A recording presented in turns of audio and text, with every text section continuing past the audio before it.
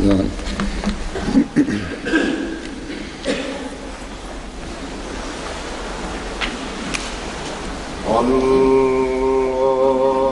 الله أكبر.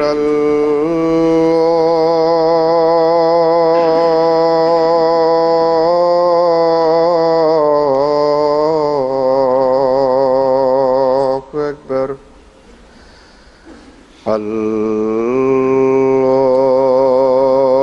الله أكبر.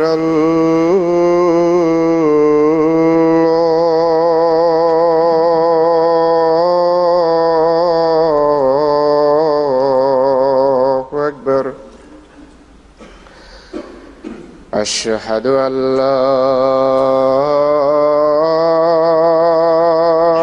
إله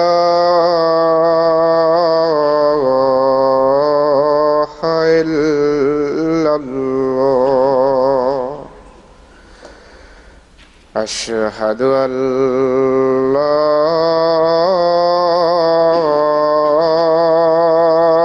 إله إلا الله. أشهد أن محمدًا رسول الله.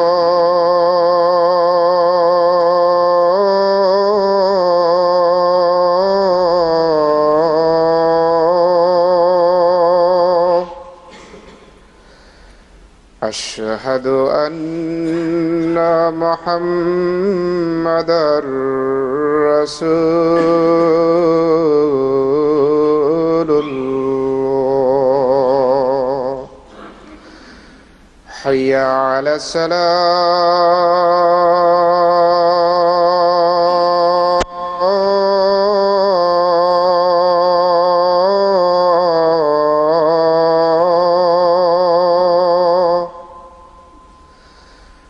حي على الصلاة.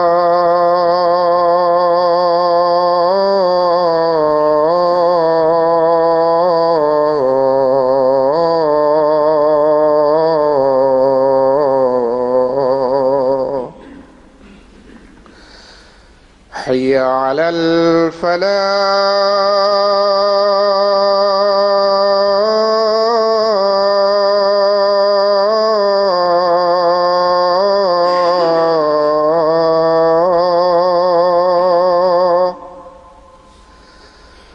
حي على الفلاح.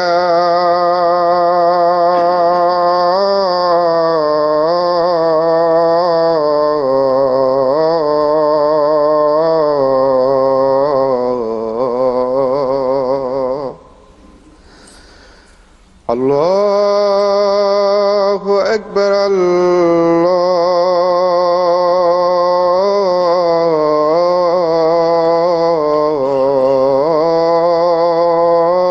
الله أكبر.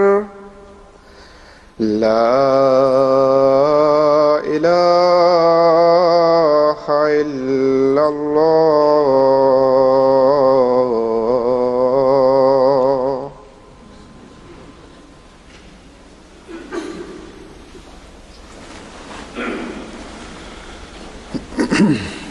अस्सलामु अलैकुम रहमतुल्लाह।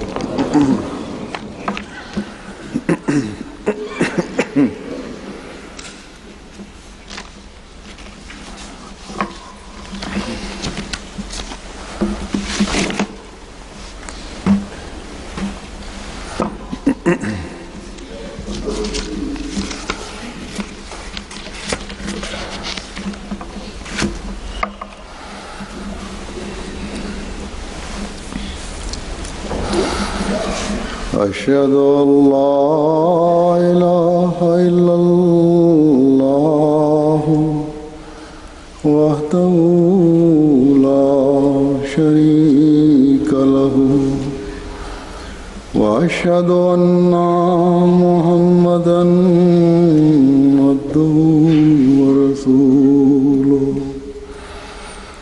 أما بعد فأعوذ بالله من الشيطان الرجيم. بسم الله الرحمن الرحيم الحمد لله رب العالمين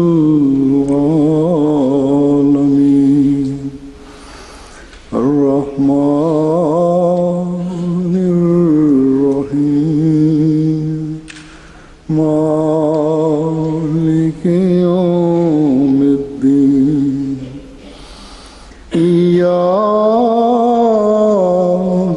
نعبد وإياك نستعين اهدنا الصراط المستقيم صراط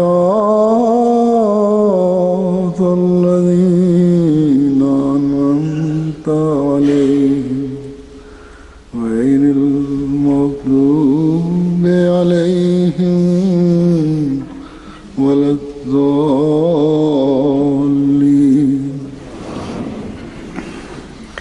ولقد سبقت كلمتنا لعبادنا المرسلين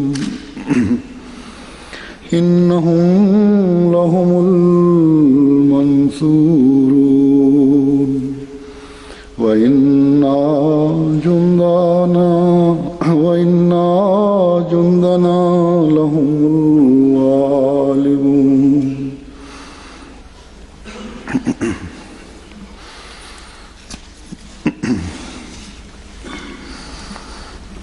اس کا ترجمہ ہے کہ اور بلا شبہ ہمارے بھیجے ہوئے بندوں کے حق میں ہمارا یہ فرمان گزر چکا ہے کہ یقیناً وہی ہیں جنہیں نصرت عطا کی جائے گی اور یقیناً ہمارا لشکر ضرور غالب آنے والا ہے.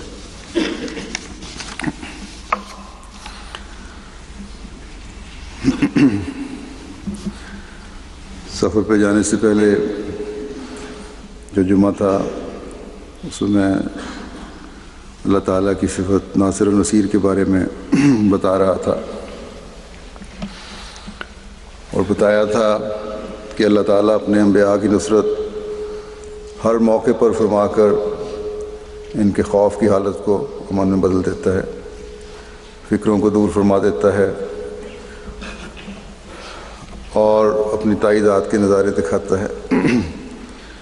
اور ان نظاروں کی انتہا اور معراج حضرت صلی اللہ علیہ وسلم کی ذات میں ہم پورا ہوتا دیکھتے ہیں. حضرت صلی اللہ علیہ وسلم کی زندگی میں ایسے بے انتہا واقعات ہیں جہاں ہمیں قدم قدم پر اللہ تعالیٰ کی تائید و نصرت نظر آتی ہے. میں نے اس خطبے میں قرآن کریم سے ہجرت کے وقت اور پھر جنگ بدر میں جس طرح اللہ تعالیٰ نے حضرت صلی اللہ علیہ وسلم کی مدد فرمائی وہ آیات پیش کی تھیں اور ان کی مختصر وضاحت حضرت مسیح موعود علیہ السلام کے الفاظ میں کی تھی. جیسا کہ میں نے کہا حضرت صلی اللہ علیہ وسلم کی زندگی تو اللہ تعالیٰ کی تائید و نصرت کے واقعات سے بھری پڑی ہے. ان میں سے ان کو ساروں کو بیان کرنا تو ممکن نہیں. ان میں سے کچھ روایات کے حوالے سے میں سب آپ کے سامنے رکھوں گا جن سے پتہ چلتا ہے کہ اللہ تعالیٰ کس طرح فرشتوں کی فوج کے ذریعے سے آپ صلی اللہ علیہ وسلم کی تائید اور مدد فرماتا رہا، نصرت فرماتا رہا.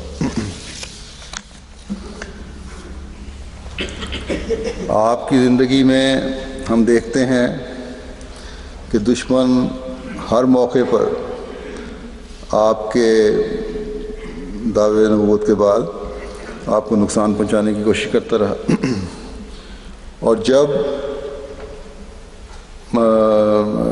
جیسا کہ تمام انبیاء سے ہوتا چلا آیا ہے، دشمن کی یہ کوشش ہوتی ہے کہ ابتدا میں ہی نبی کو نقصان پہنچا کر یا اس کی جماعت کو نقصان پہنچا کر ختم کر دیا جائے، یا ایسی صورتحال پیدا کرنے کی کوشش کی جائے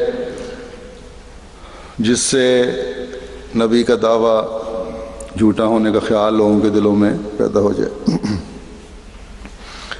اور سب سے بڑھ کر یہ کوشش حضرت صلی اللہ علیہ وسلم کے ساتھ آپ کے زمانے میں ہوئی۔ آپ کے ماننے والوں پر سختیاں کی گئیں، آپ پر بے انتہا ظلم کیے گئے، آپ کا سوشل بائیکاٹ کیا گیا، جس کی وجہ سے آپ کے خاندان کو اور آپ کو اور آپ کے ماننے والوں کو شعب ابی طالب میں ان ظلموں سے بچنے کے لیے جانا پڑا، اور وہاں تقریباً 3 سال تک رہے۔ وہاں خوراک کا ذخیرہ تو کوئی ایسا تھا نہیں۔ کچھ عرصے بعد بھوک اور پیاس کی جو سختیاں تھیں وہ سب کو برداشت کرنی پڑیں، بچوں کو، بوڑھوں کو، عورتوں کو۔ بھوک اور پیاس سے بچے بڑے سب بے قرار تھے۔ یہ حالت تھی کہ ایک صحابی نے رات کے وقت چلتے ہوئے اپنے پاؤں کے نیچے سے آنے والی کسی نرم چیز کو اٹھا کر کھا لیا کہ اپنی بھوک مٹا سکیں۔ وہ کہتے ہیں کہ مجھے آج تک نہیں پتہ لگا کہ میں نے کیا کھایا تھا۔ بہرحال 3 سال بعد اللہ تعالیٰ نے ایسا انتظام فرما دیا کہ بائیکاٹ کا جو معاہدہ قریش کے بعض قبائل نے کیا تھا، اور جس کی وجہ سے آپ کو اپنے خاندان سمیت شعب ابی طالب کی جو گھاٹی تھی اس میں جانا پڑا، وہاں جا کے رہنا پڑا، اور یہ معاہدہ جو تھا وہ کعبہ کی دیوار پر لٹکایا گیا تھا تاکہ ہر ایک قبیلے کو پتہ لگ جائے اور کوئی خلاف ورزی نہ کرے۔ تو اس معاہدے کے بارے میں ایک دن حضرت صلی اللہ علیہ وسلم نے اپنے چچا ابو طالب سے فرمایا کہ مجھے میرے خدا نے بتایا ہے کہ جو معاہدہ کعبے کی دیوار پر لٹکایا گیا ہے وہ تمام کا تمام کیڑے نے کھا لیا ہے، اور صرف خدا کا نام اس پر باقی رہ گیا ہے۔ چنانچہ ابو طالب نے خانہ کعبہ جا کر قریش کے بڑے بڑے رشتہ دار جو وہاں بیٹھے ہوئے تھے ان سے کہا کہ اس طرح میرے بھتیجے نے مجھے بتایا ہے۔ انہوں نے کہا ٹھیک ہے، دیکھ لیتے ہیں۔ چنانچہ جب وہ اس معاہدے کو دیکھنے گئے تو اس کی حالت بالکل وہی تھی جیسا کہ حضرت صلی اللہ علیہ وسلم نے بیان فرمائی تھی۔ چنانچہ اس پر جو نرم دل سرداران قریش تھے انہوں نے کہا کہ بہت ہو چکی، کیونکہ پہلے بھی ان میں سے بعضوں کے دل نرم ہو رہے تھے اور وہ چاہتے تھے کہ یہ ختم ہو کسی طرح، اس لیے قطع تعلقی اب بند ہونی چاہیے۔ تو یہ اللہ تعالیٰ کی تائید و نصرت ہی تھی جس کی وجہ سے یہ معاہدہ اس طرح ختم ہوا۔ یہ ٹھیک ہے کہ کچھ عرصے تک آپ کو اور آپ کے ماننے والوں کو ایک امتحان سے گزرنا پڑا، لیکن اس بات کی طاقت کسی میں نہ تھی اس وقت کہ ان سرداران قریش کے مقابلے پر اس گھاٹی سے باہر آ کر اپنے روزمرہ کے جو معمولات ہیں ان کے مطابق زندگی گزار سکیں۔ یہ صرف اور صرف اللہ تعالیٰ کی مدد ہی تھی جس نے ایسا انتظام فرما دیا۔ اس معاہدے کا کچھ بھی نہ رہا، اور چند شرفاء کے دل میں اس وجہ سے خوف اور ہمدردی کے جذبات ہی پیدا ہوئے۔ اور یہ اللہ تعالیٰ کا وعدہ ہے کہ وہ اپنے بھیجے ہوئے بندوں کے حق میں تائید و نصرت کی ہوائیں چلاتا ہے، ایسے مواقع دکھاتا ہے جو غیروں کو بھی نظر آئیں۔ گو راستے میں عارضی مشکلات آتی ہیں، لیکن آخرکار خدا کا گروہ جو ہے وہی غالب آتا ہے۔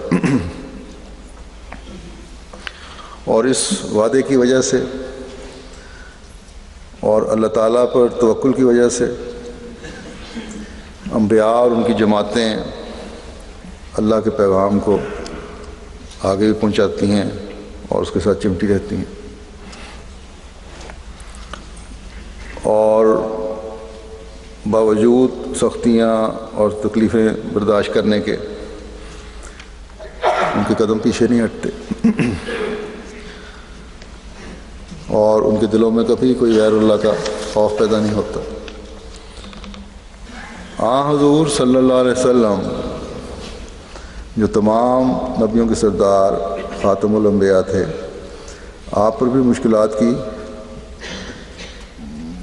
بہت زیادہ ایسے موقع آئے جو بہت زیادہ کڑی مشکلات تھیں، بہت سخت مشکلات تھیں، لیکن اللہ تعالیٰ نے اپنی تائید و نصرت کے نظارے بھی غیر معمولی دکھائے۔ حضرت مسیح موعود علیہ الصلوۃ والسلام فرماتے ہیں کہ 5 مواقع آپ کی زندگی کے ایسے ہیں جو انتہائی غیر معمولی ہیں، اور اللہ تعالیٰ کی تائید و نصرت کے بغیر ان سے نکلنا محال ہے۔ اس بارے میں حضرت مسیح علیہ السلام فرماتے ہیں، ان کے اپنے الفاظ میں پیش کرتا ہوں، اور انہوں نے فرمایا کہ یاد رہے کہ 5 موقع حضرت صلی اللہ علیہ وسلم کے لیے نہایت نازک پیش آئے تھے، جن میں جان کا بچنا محالات سے معلوم ہوتا تھا۔ اگر جناب در حقیقت خدا کے سچے رسول نہ ہوتے تو ضرور ہلاک کیے جاتے۔ ایک تو وہ موقع تھا جب کفار قریش نے حضرت صلی اللہ علیہ وسلم کے گھر کا محاصرہ کیا اور قسمیں کھا لی تھیں کہ آج ہم ضرور قتل کریں گے۔ دوسرا وہ موقع تھا کہ جب کافر لوگ اس غار پر ایک گروہ کثیر کے پہنچ گئے تھے، جن میں حضرت صلی اللہ علیہ وسلم حضرت ابو بکر کے چھپے ہوئے تھے۔ تیسرا وہ نازک موقع تھا جب کہ احد کی لڑائی حضرت صلی اللہ علیہ وسلم حضرت صلی اللہ علیہ وسلم اکیلے رہ گئے تھے اور کافروں نے آپ کے گرد محاصرہ کر لیا تھا اور آپ پر بہت سی تلواریں چلائیں، مگر کوئی کارگر نہ ہوئی۔ یہ ایک معجزہ تھا۔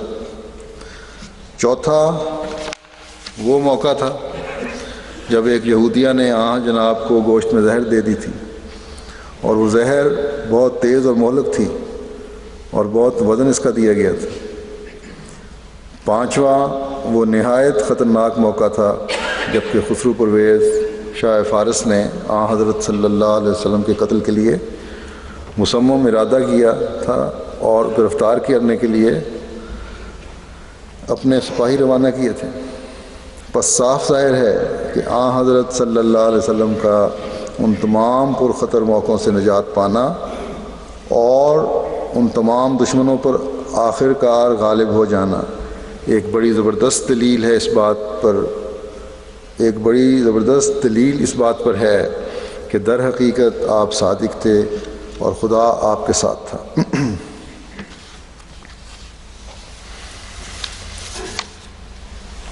شاب ابی طالب کی قید سے باہر آنے کے کچھ عرصے بعد ہی حضرت ابو طالب اور حضرت ختیجہ انتقال کر گئے۔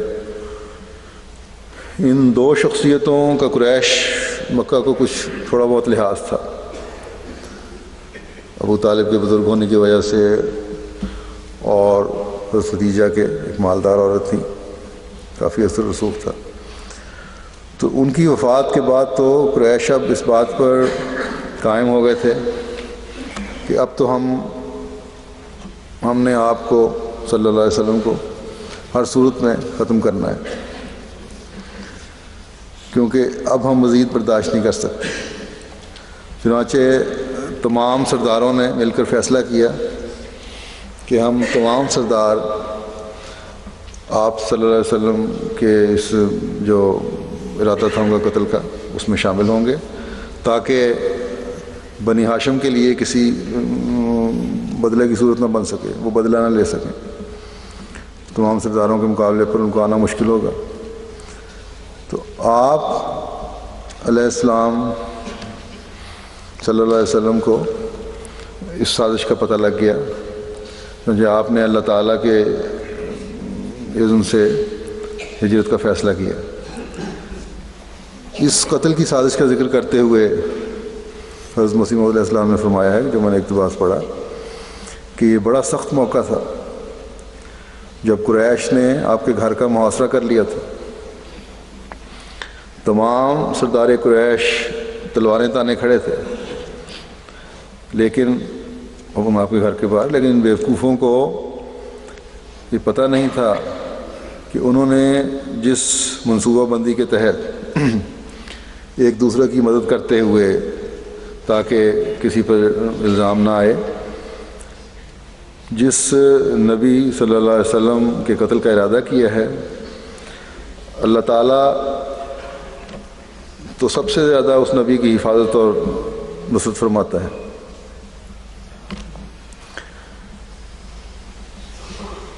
بیسیوں واقعات ان کفار کی نظر میں پہلے بھی گزر چکے تھے، وہ خود بھی گواہ تھے اس بات کے، لیکن پھر بھی عقل نہ تھی ان کو۔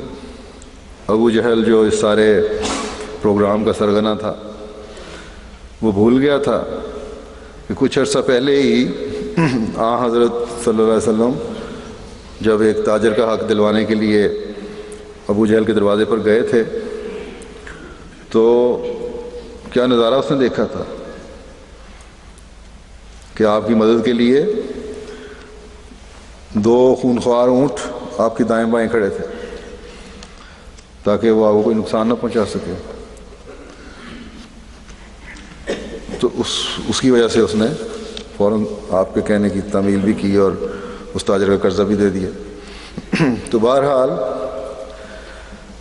جب یہ منصوبہ بندی کر کے یہ سب لوگ آپ کے دروازے کے باہر گھیرا ڈال کر کھڑے تھے، گھیراؤ کیا ہوا تھا، تو آپ حضرت علی رضی اللہ تعالیٰ عنہ کو لوگوں کی مانتیں دے کر ان کو یہ ہدایت دے رہے تھے کہ ان کو واپس لوٹا کر صبح آ جانا،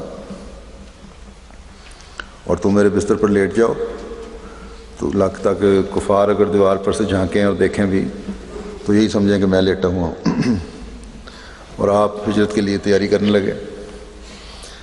آپ نے حضرت علی کو یہ بھی فرمایا کہ دشمن تمہیں کوئی گزن نہیں پہنچا سکے گا۔ یہ یقین تھا کہ آپ کو نہ صرف اپنی ذات کے بارے میں بلکہ اپنے ماننے والوں کے بارے میں بھی کہ یہ سچے ایمان والے ہیں۔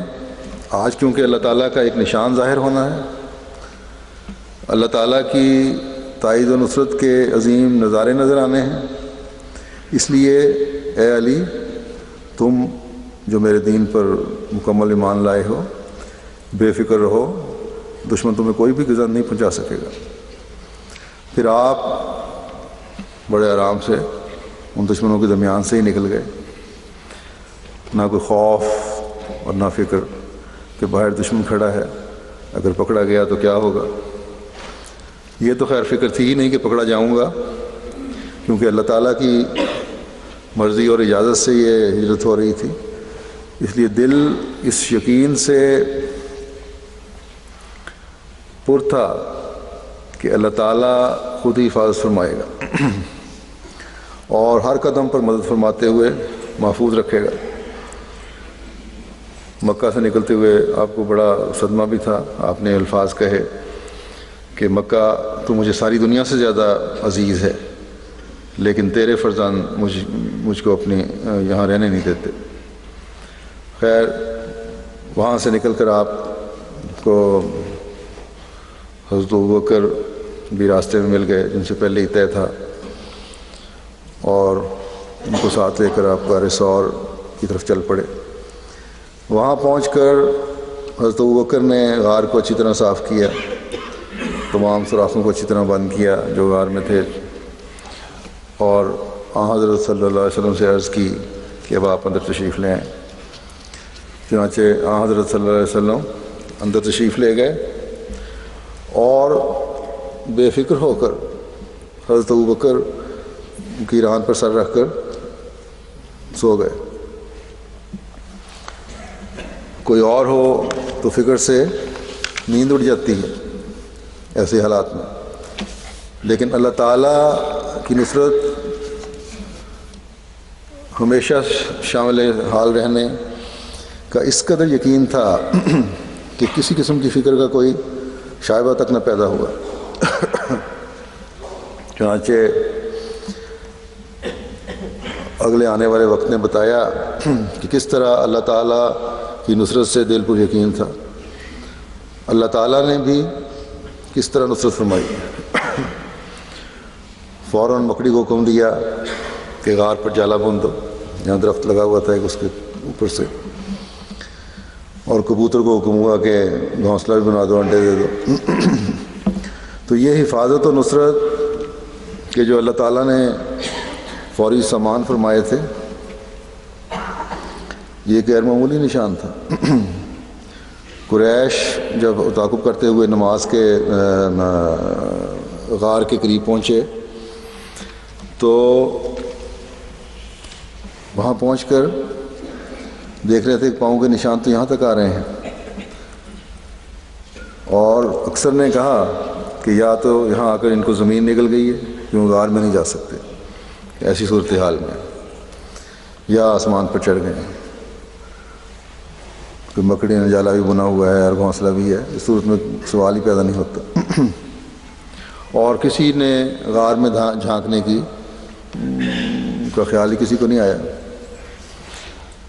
اور کسی نے کہا بھی تو دوسروں نے اس کو رد کر دیا۔ تو یہ کفار کے دل میں غار میں نہ جھانکنے کا جو خیال تھا کہ نہ آنا، یہ بھی اللہ تعالیٰ کی اس نصرت کی وجہ سے تھا جو آپ صلی اللہ علیہ وسلم کی اللہ تعالیٰ فرما رہا تھا۔ یہ لوگ اتنا قریب تھے کہ حضرت ابوبکر رضی اللہ تعالیٰ عنہ بڑے شدید گھبرا گئے تھے، لیکن آپ نے فرمایا لا تحزن ان اللہ معنا، کوئی فکر نہ کرو، اللہ ہمارے ساتھ ہے۔ تو یہ دوسرا موقع تھا جب دشمن قریباً آپ کے سر پر پہنچ گیا تھا، لیکن حضرت صلی اللہ علیہ وسلم کی مدد پر، خدا تعالیٰ کی مدد پر آپ کو اتنا یقین تھا کہ کوئی پرواہ نہیں کی۔ تو حضرت مسیح علیہ الصلوۃ والسلام نے اس دوسرے واقعے کا ذکر فرمایا ہے کہ کس طرح اللہ تعالیٰ نے آپ کو تائید فرماتے ہوئے اس خطرناک حالت سے نکالا۔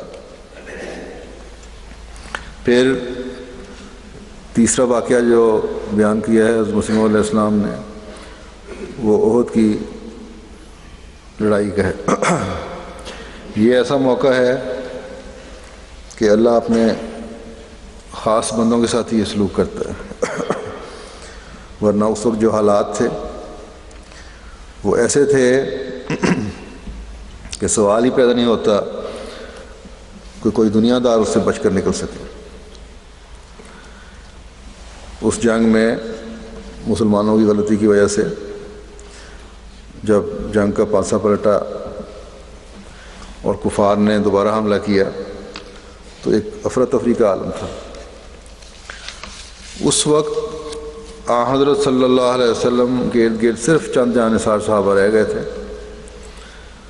لیکن کفار کے بار بار کے حملے جو ایک ریلے کی صورت میں ہوتے تھے وہ بھی اتنے سخت ہوتے تھے کہ یہ چند لوگ بھی سامنے کھڑے نہیں رہ سکتے تھے، بلکہ ایک طرف ہٹ جاتے تھے، اس کی وجہ سے تتر بتر ہو جاتے تھے، اور آپ صلی اللہ علیہ وسلم اکیلے رہ جاتے تھے۔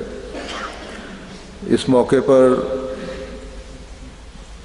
تیروں کی بارش بھی آپ پر ہوئی، وہ صحابہ نے اپنے ہاتھوں پر لی، بلکہ حضرت اللہ نے زیادہ تر، اور تلواروں سے بھی حملے ہوئے۔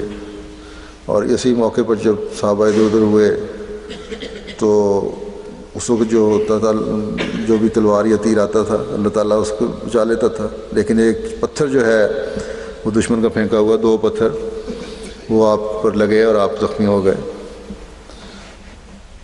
لیکن اللہ تعالیٰ کے وعدے کے مطابق ایسے حالات میں جو نتیجہ نکلنا چاہیے، اور دشمن کی جو کوشش تھی کہ آج مسلمانوں کو مکمل طور پر شکست کا سامنا کرنا پڑے اور آج موقع ہے کہ انہیں ختم کر دیا جائے، یا اتنی کمر توڑ دی جائے کہ اٹھنے کے قابل نہ رہیں.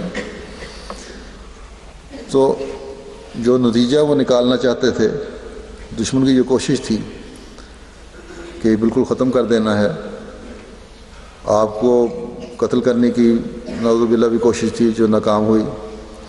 تو یہ ایسے حالات میں سوائے اللہ تعالیٰ کی خاص تائید و نصرت کہ یہ نہیں ہو سکتا. مسلمانوں کو مکمل طور پر آپ صلی اللہ علیہ وسلم کے حکم کی اطاعت نہ کرنے کی وجہ سے جو نتیجہ کی وجہ سے جو نقصان اٹھانا پڑا، جو نتیجہ نکلنا تھا وہ نکلا. لیکن دشمن کو جس آخری نتیجے کی تمنا تھی، خواہش تھی، وہ اللہ تعالیٰ نے پوری نہ ہونے دی. پھر یہ ذکر دنیا ہم نے کیا، لیکن قرآن کریم میں اس کا ذکر آتا ہے حنین کی جنگ میں، جب مسلمانوں کو اپنی تعداد دیکھ کر یہ خیال ہوا کہ اب ہم بہت بڑی تعداد میں ہو گئے ہیں، 12,000 کا لشکر ہے، کون ہم پر غالب آ سکتا ہے. کیونکہ اس لشکر میں نئے آنے والے مسلمان بھی شامل تھے.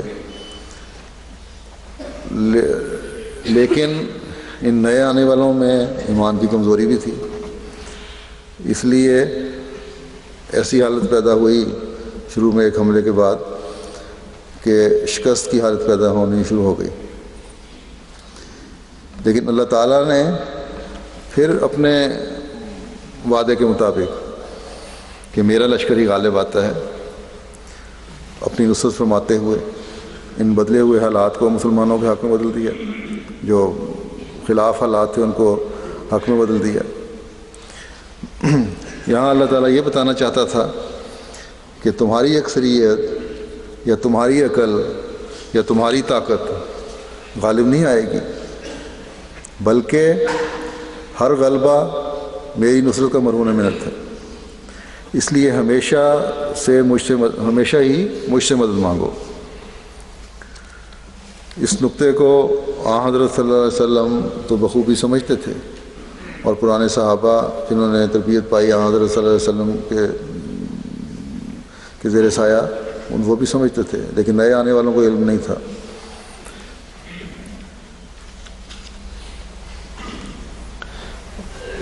تو بہرحال اس جنگ میں جیسا کہ میں نے کہا بعض کمزور ایمان والے بھی تھے، اور کیونکہ فوری فتح مکہ کے بعد ہی یہ جنگ لڑی گئی تھی، اور اکثر کے ایمان ایسے پختہ نہیں بھی ہوئے تھے، نہ تربیت تھی، اور کچھ ویسے بھی دل سے ایمان بھی نہیں لائے ہوئے تھے. تو حضرت صلی اللہ علیہ وسلم کی ذات کا جہاں تک سوال ہے، آپ کے اللہ سے مدد مانگتے ہوئے دعا کا تو یہ حال ہمیشہ رہتا تھا، جس کی ابتدا اور جس کی حالت ہمیں جنگ بدر کے واقعے میں نظر آتی ہے کہ کس طرح تڑپ تڑپ کر آپ اللہ سے مانگ رہے تھے. آخر حضرت ابوبکر رضی اللہ تعالیٰ عنہ کو یہ کہنا پڑا کہ آپ کو اتنی فکر کیوں ہے؟ اللہ کا آپ سے وعدہ ہے کہ ہمیشہ آپ کی تائید و نصرت فرمائے گا. تو بہرحال جنگ حنین میں یہ مسلمانوں کی کمزوری تھی، ایمان کی بھی، جس کا نتیجہ شروع میں نقصان کی صورت میں مسلمانوں نے دیکھا. اور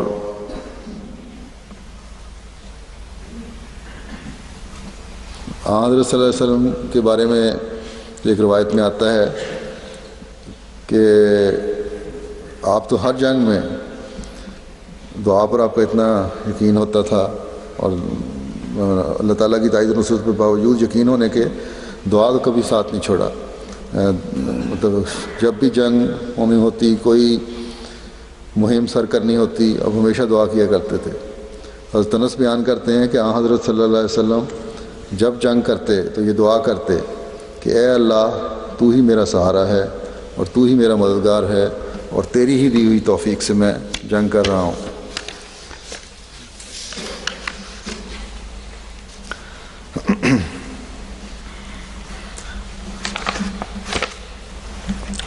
تو دعا تو بہرحال آپ ہمیشہ کیا کرتے تھے، لیکن جیسا کہ میں نے کہا کہ اس میں کمزور ایمان والوں کی وجہ سے نقصان اٹھانا پڑا مسلمانوں کو۔ اللہ تعالیٰ نے قرآن کریم میں اس کا ذکر فرماتا ہے کہ لقد نصرکم اللہ فی مواطن کثیرۃ و یوم حنین اذ اعجبتکم کثرتکم ولم تغن عنکم شیئا وضاقت علیکم الارض بما رحبت ثم ولیتم مدبرین، کہ یقیناً اللہ بہت سے میدانوں میں تمہاری مدد کر چکا ہے، اور خاص طور پر حنین کے دن بھی، جب تمہاری کثرت نے تمہیں تکبر میں مبتلا کر دیا تھا، بس وہ تمہارے کسی کام نہ آ سکی، اور زمین کشادہ ہونے کے باوجود تم پر تنگ ہو گئی، پھر تم پیٹھ دکھاتے ہوئے بھاگ کھڑے ہوئے۔ یعنی تمہاری کثرت تعداد یا اس وجہ سے تکبر جو بعض مسلمانوں کے دل میں پیدا ہو گیا تھا نئے آنے والوں میں، یہ کسی کام نہ آ سکے کہ ہماری تعداد زیادہ ہے یا ہم طاقتور ہیں، ہمارے پاس ہتھیار بہت زیادہ ہیں۔ اس وقت پہلا حملہ جیتنے کے باوجود شکست کی صورت پیدا ہو گئی، لیکن ہمیشہ کی طرح اللہ تعالیٰ کی نصرت ہی کام آئی، اور وہ اس لیے کہ اللہ کا اپنے رسول اور سچے اور پکے مومنوں سے وعدہ ہے کہ میں تمہارا مددگار بنوں گا، اور یہ بتا دیا کہ اصل فتح تمہاری پہلے بھی اور آئندہ بھی میری نصرت کی وجہ سے ہے، اور رسول اللہ صلی اللہ علیہ وسلم کی دعا کی وجہ سے، جس کو میں ہمیشہ قبول کرتا ہوں۔ اور اس نصرت اور دعا کا نتیجہ ہے کہ اس جنگ میں بھی حالات بدلے، اور پھر مسلمانوں نے آخر نتیجتاً فتح پائی۔ آگے اللہ تعالیٰ فرماتا ہے ثم انزل اللہ سکینتہ علی رسولہ وعلی المؤمنین وانزل جنودا لم تروها وعذب الذین کفروا وذلک جزاء الکافرین۔ پھر اللہ نے اپنے رسول اور مومنوں پر اپنی سکینت نازل کی اور ایسے لشکر اتارے جنہیں تم دیکھ نہیں سکتے تھے، اور اس نے ان لوگوں کو عذاب دیا جنہوں نے کفر کیا تھا، اور کافروں کی ایسی ہی جزا ہوا کرتی ہے۔ بس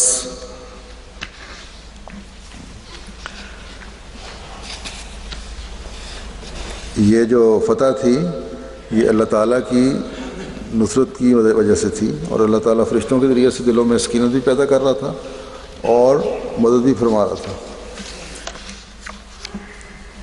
جو دشمنوں کو بھی نظر آ رہی تھی۔ حارث بن بدل نے بیان کیا ہے کہ میں جنگ حنین میں رسول اللہ صلی اللہ علیہ وسلم کے مقابلے کے لیے آیا، آپ کے سارے صحابہ شکست کھا کر بھاگ کھڑے ہوئے تھے، مگر حضرت عباس بن عبد المطلب اور ابو سفیان بن حارث رضی اللہ عنہما نہیں بھاگے تھے، تو حضور نے ہمارے چہروں پر زمین سے ایک مٹھی لی اور پھینک دی، تو ہم شکست کھا گئے۔ بس یہی خیال کیا جا رہا تھا کہ ہر شجر و حجر ہماری تلاش میں ہے، یعنی اللہ تعالیٰ کی مدد، اور لشکروں کو مخالفین نے بھی دیکھا، ان کو بھی نظر آ رہا تھا کہ یہ اب جو فوج ہے مسلمانوں کی یہ نہیں لڑ رہی بلکہ کوئی اور لڑ رہا ہے، بلکہ اس کے پیچھے اللہ تعالیٰ کی وہ تائید اور نصرت ہے جو فرشتوں کے ذریعے سے حملہ آور ہو رہی ہے۔ بلکہ وہ کہتے ہیں کہ ہمارے خیال میں یہ تھا کہ آج اس جگہ کی ہر مخلوق جو ہے ہمارے خلاف ہے، مٹی کا ایک ذرہ بھی ہمارے خلاف ہے، درخت ہیں، پتے ہیں، ہر چیز ہمارے خلاف چل رہی ہے اور جنگ لڑ رہی ہے۔ تو یہ تھے اللہ تعالیٰ کی مدد کے نظارے۔ اور چوتھا واقعہ جس کا ذکر حضرت مسیح موعود علیہ السلام نے فرمایا ہے، جس میں حضرت صلی اللہ علیہ وسلم کو ہلاک کرنے کی خوفناک سازش ایک یہودیہ نے کی تھی، وہ زہر دینا تھا جس کی کافی مقدار آپ کو دی تھی، لیکن اللہ تعالیٰ نے مدد فرمائی اور اس منصوبے کو ظاہر کر دیا۔ روایت میں ذکر آتا ہے کہ ایک یہودی سردار کی بہن نے آپ کو ایک بھنی ہوئی ران پیش کی اور اسے زہر میں اچھی طرح زہر لگا کر دی۔ آپ صحابہ کے ساتھ بیٹھ کر اس کو کھانے لگے. سب کچھ صحابہ نے پہلے بھی شروع کر دیا کھانا، لیکن آپ نے جب منہ میں لقمہ ڈالا تو پتہ لگ گیا فوراً. آپ نے فوراً کہا کہ چھوڑ دو اس کو. اس یہودیہ کو بلایا گیا تو اس نے تسلیم کیا، اور پھر اس کو کہنے لگی کہ آپ کو کس نے بتایا ہے؟ آپ نے فرمایا گوشت کی طرف اشارہ کر کے اس نے. پھر آپ نے پوچھا اس سے تمہارا مقصد کیا تھا، اس سے کیا چاہتی تھی تم، کیوں ہلاک کرنا چاہتی تھی میں؟ تو کہتی ہے کہ میرا خیال تھا کہ اگر آپ اللہ کے نبی ہیں، رسول ہیں، تو اس زہر سے آپ کو کوئی نقصان نہیں ہوگا، اللہ تعالیٰ آپ کو اس زہر سے محفوظ رکھے گا، اور اگر نہیں تو ہماری جان چھوٹ جائے گی. تو بہرحال اس زہر کا اثر جو تھا وہ بشری تقاضے کے تحت ایک انسان کی صحت جو ہونا چاہیے ہوا، تھوڑا سا آپ پر گلے پر آپ کے اثر رہا. لیکن اللہ تعالیٰ نے آپ کی مدد فرماتے ایک تو پہلے آپ کو آگاہ کر دیا کہ زہر ہے، پھر باقی اس کے جو خطرناک نتائج ہو سکتے تھے اس سے بھی محفوظ رکھا. پھر پانچواں واقعہ جس کا حضرت مسیح موعود علیہ الصلوۃ والسلام نے ذکر کیا ہے، یہ بھی بڑا عظیم واقعہ ہے. بادشاہ وقت کے مقابل پر اللہ تعالیٰ نے آپ کو کس طرح مدد فرمائی.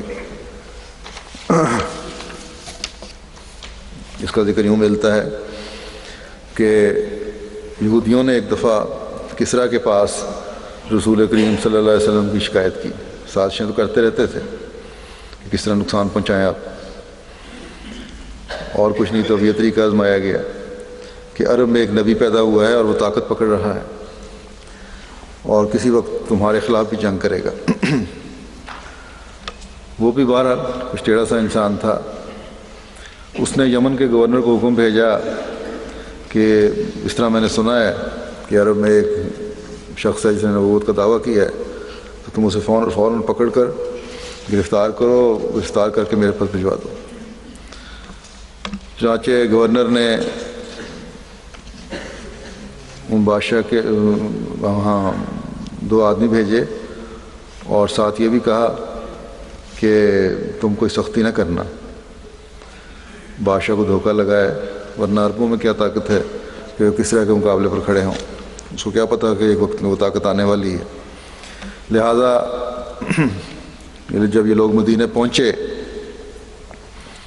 تو رسول اللہ صلی اللہ علیہ وسلم کی خدمت میں حاضر ہوئے. آپ نے فرمایا کہ کس طرح آئے ہو. جب انہوں نے بادشاہ کا پیغام دیا کہ آپ کے خلاف یہ شکایتیں بادشاہ کو پہنچی ہیں، جس کی وجہ سے اس نے کہا ہے کہ آپ کو گرفتار کر کے اس کے سامنے پیش کیا جائے.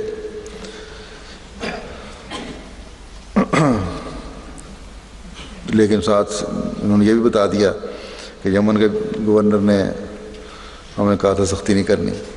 تو بہرحال حضور صلی اللہ علیہ وسلم نے فرمایا ٹھیک ہے 2-3 دن انتظار کرو پھر جواب دوں گا. انہوں نے کہا ٹھیک ہے انتظار کر لیتے ہیں، لیکن یہ ہم بتا دیں کہ آپ کسی غلط فہمی میں نہ رہیں. ایسا نہ ہو کہ آپ جواب نہ دیں اور پھر بادشاہ غصے میں آ کر حملہ آور ہو جائے. تو اگر ایسا ہو گیا تو عرب کی خیر نہیں، کیونکہ وہ اس ملک کی پھر اینٹ سے اینٹ پہ جا دے گا. بہت طاقتور بادشاہ ہے. آپ نے فرمایا کوئی بات نہیں، تم انتظار کرو 2 دن. پھر دوسرے دن آئے تو آپ نے پھر ان کو کہا کہ ٹھہرو. پھر وہ تیسرے دن آئے لیکن آپ یہی کہتے رہے کہ ابھی ٹھہرو. تو تیسرے دن انہوں نے کہا اب تو ہماری میعاد ختم ہو گئی ہے، بادشاہ ہم سے بھی ناراض ہو جائے گا، آپ ہمارے ساتھ چلیں. تو آپ نے فرمایا کہ سنو پھر میرا جواب کہ آج رات میرے خدا نے تمہارے خدا کو مار ڈالا ہے، جاؤ یہاں سے چلے جاؤ اور اپنے گورنر کو بھی اطلاع کر دو. خیر وہ یمن آئے اور انہوں نے گورنر سے کہا کہ انہوں نے تو ہمیں یہ جواب دیا ہے. گورنر بہرحال سمجھدار تھا. اس نے کہا کہ اگر اس شخص نے ایران کے بادشاہ کو یہ جواب دیا ہے تو کوئی بات ہوگی، اس لیے تم بھی انتظار کرو. چنانچہ وہ انتظار کرتے رہے اور 10-12 دن گزرنے کے بعد جب جہاز وہاں آیا تو انہوں نے آدمی مقرر کیا ہو تھا، دیکھو کوئی خبر آئے تو بتانا. تو انہوں نے بتایا کہ جہاز تو ایک آیا ہے، اس پر جو جھنڈا ہے وہ پہلے بادشاہ کا نہیں ہے بلکہ اور طرح کا جھنڈا ہے. تو گورنر نے کہا کہ جلدی سے ان سفیروں کو لے کر آؤ جو بادشاہ نے بھجوائے ہیں، کوئی پیغام لائے ہوں گے. تو جب وہ سفیر گورنر کے پاس پہنچے تو انہوں نے کہا کہ ہمیں بادشاہ نے خط آپ کے نام دیا ہے. اس نے خط دیکھا، اس پر مہر بھی دوسرے بادشاہ کی تھی. جب اس نے خط کھولا تو وہ بادشاہ کے اس میں لکھا ہوا تھا کہ میں نے پہلے بادشاہ کی سختیوں کو دیکھ کر ہم نے سمجھا کہ ملک تباہ ہو رہا ہے، اس لیے فلاں رات کو ہم نے اس کو قتل کر دیا تھا اور ہم اب اس کی جگہ پہ بیٹھ گئے ہیں. تو یہ وہی رات تھی جس رات حضرت صلی اللہ علیہ وسلم نے کہا تھا کہ آج میرے خدا نے تمہارے خدا کو مار دیا ہے. اور اس نے یہ بھی لکھا کہ سب سے میری اطاعت کا عہد لو، اور یہ بھی پیغام دیا کہ پہلے بادشاہ نے عرب کے ایک آدمی کو پکڑنے کے لیے جو حکم بھیجا تھا اس کو منسوخ کر دو. یہ چیز ایسی تھی جسے گورنر جو تھا وہ دیکھ کر فوراً اس کے دل میں بھی حضرت صلی اللہ علیہ وسلم سے ایک تعلق پیدا ہوا اور اسلام کی دل میں ایک روب پیدا ہوا، اور کہا جاتا ہے وہ مسلمان ہو گیا. تو اس طرح کے بے شمار واقعات ہیں جن سے پتہ چلتا ہے کہ اللہ تعالیٰ حضرت صلی اللہ علیہ وسلم کی ہمیشہ کس طرح مدد فرماتا رہا ہے. اللہ تعالیٰ نے اپنے اس پیارے نبی صلی اللہ علیہ وسلم کی تائید و نصرت و فرمانی تھی اور فرماتا رہا ہمیشہ، لیکن آپ نے ہمیشہ اللہ تعالیٰ کے حضور جھکتے ہوئے اس کی مدد و نصرت حاصل کرنے کے لیے کی طرف متوجہ رہے اور ہر قدم پر اللہ تعالیٰ سے دعا مانگے. حضرت ابن عباس رضی اللہ تعالیٰ عنہ سے روایت ہے کہ رسول اکرم صلی اللہ علیہ وسلم یہ فرمایا کرتے تھے کہ اے میرے رب میری مدد فرما اور میرے خلاف دشمن کی مدد نہ فرما، اور مجھے کامیابی عطا فرما اور میرے مقابل پر دشمن کو کامیاب نہ کر.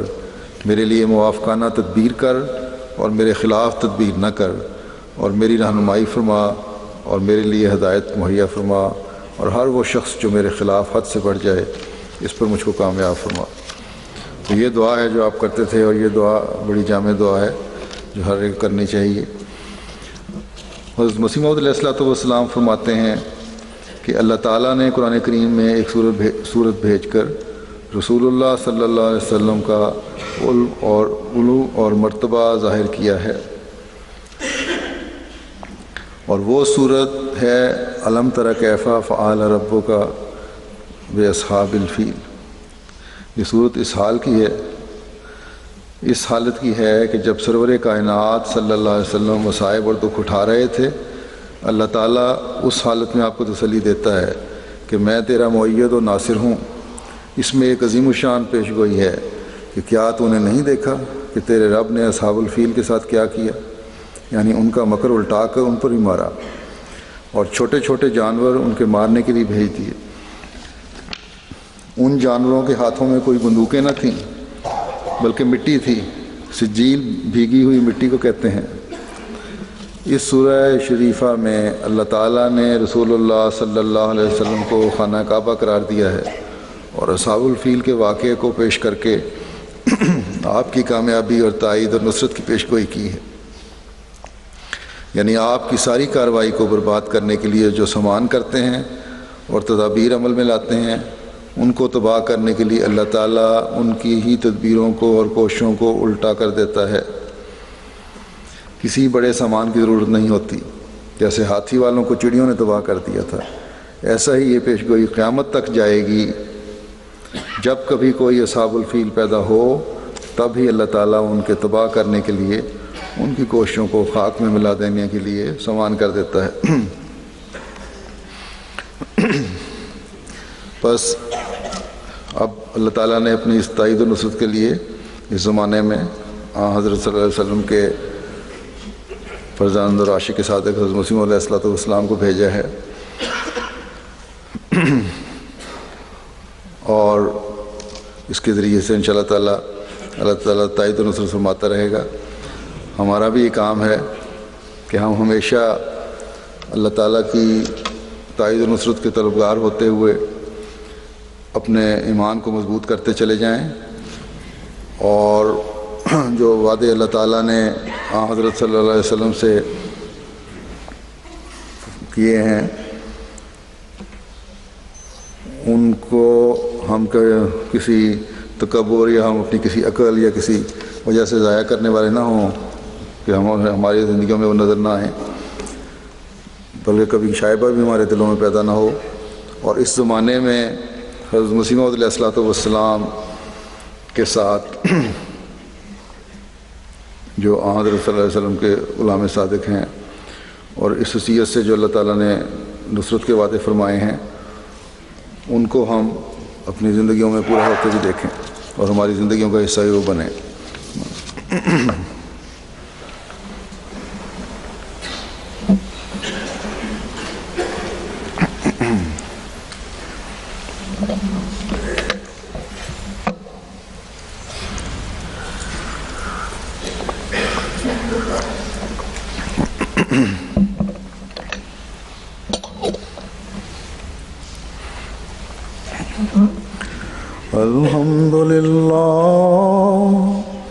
الحمد لله نحمده ونستعينه ونستغفره ونؤمن به ونتوكل عليه ونعوذ بالله من شرور أنفسنا ومن سيئات أعمالنا، من يهده الله فلا مضل له ومن يضلل فلا هادي له، ونشهد أن لا إله إلا الله ونشهد أن محمدا عبده ورسوله۔ عباد الله رحمكم الله، إن الله يأمر بالعدل والإحسان وإيتاء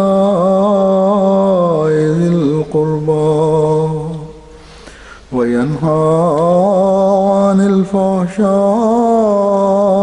والمنكر والبغي يعظكم لعلكم تذكرون۔